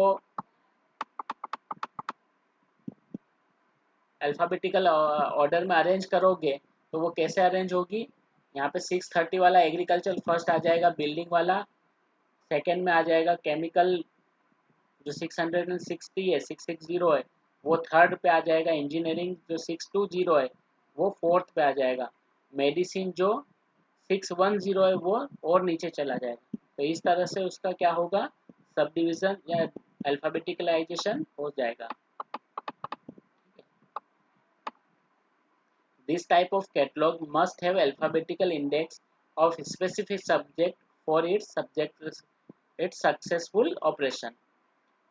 As will be seen from above example, the alphabetical classed catalog gets related subject together in a way, but their alphabeticalization arrangement takes away the filiation of subject। ठीक है, तो broader to नैरोर क्योंकि उसके subject जाते हैं इसलिए वो सारे रिलेटेड सब्जेक्ट को एक साथ ले आती है, लेकिन उसका जब अल्फाबेटिकलाइजेशन करते हैं तो वो सारे सब्जेक्ट एक दूसरे से दूर चले जाते हैं। There are few example of such catalogue today because compromisation are never entirely successful. Part of original museum subject index uses the alphabetical classed principle. कुछ म्यूजियम इंडेक्सेस जो हैं वो ये वाली स्कीम को यूज़ करते हैं। इसके अगर एडवांटेजेस की बात की जाए तो in this type of catalogue there is an attempt to incorporate the advantage of dictionary and classified catalogue with the simplicity of an alphabetical arrangement. Broad subject heading where again subdivisions are arranged alphabetically। ठीक है, तो यहाँ पे पहले broad subject को लिया जाता है, फिर उसके सब्जेक्ट्स को अल्फ़ाबेटिकली अरेंज किया जाता है। ठीक है, देन इसके डिसएडवांटेजेस क्या है, it is a complex type of catalogue and see references are made from the specific leading to the complex heading. ठीक है, तो जो सी रेफरेंसेस है वो ज़्यादा कॉम्प्लेक्स हो जाते हैं। यहाँ पे the subject headings are complex creating confusion for the reader.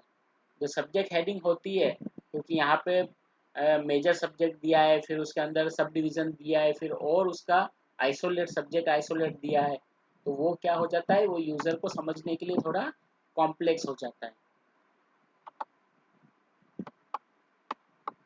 ठीक है, तो ये आउटर फॉर्म्स हमने आज कवर कर लिए, इनर फॉर्म है वो हम कल कवर करेंगे। आउटर फॉर्म में किसी को कोई क्वेरी है या कोई डिफिकल्टी लग रही है?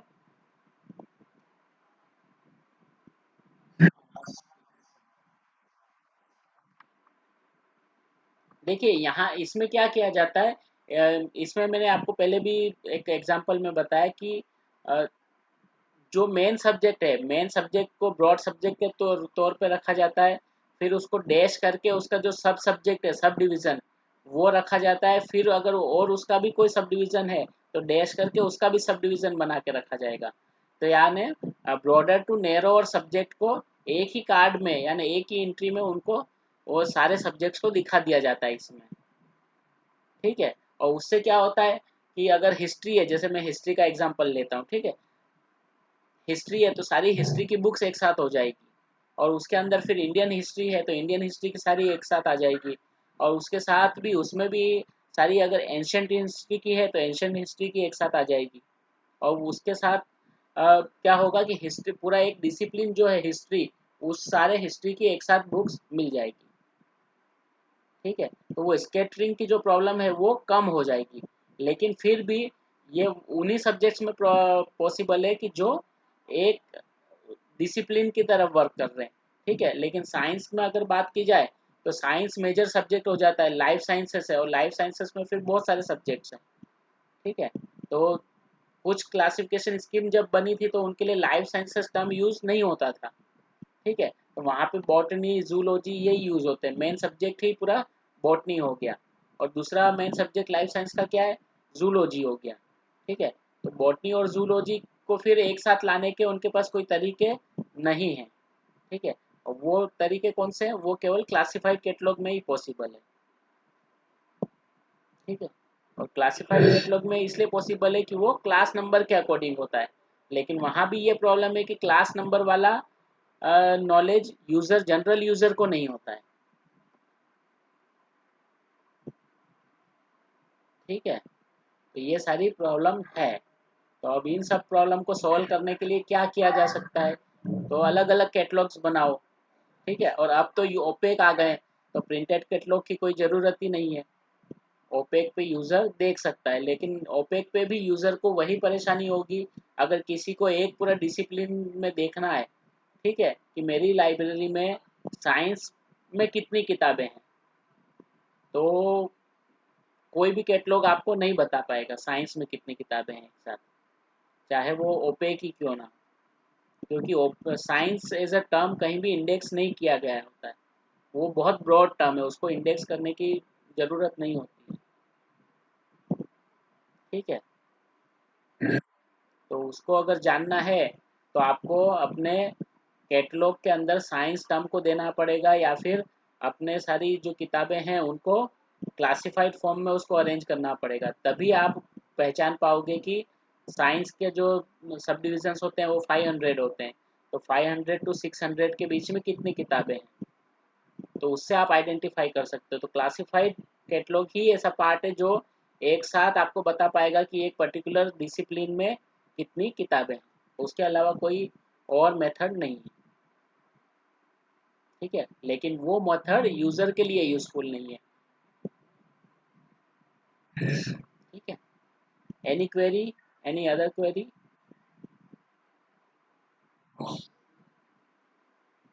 ओके। किसी और को कोई क्वेरी है? हाँ, कल जो क्लास हुआ था हाँ वो रखूंगा मैं। आज जो क्लास हुआ है वो टुमारो में ट्राई तो करता है। हाँ, बोलिए।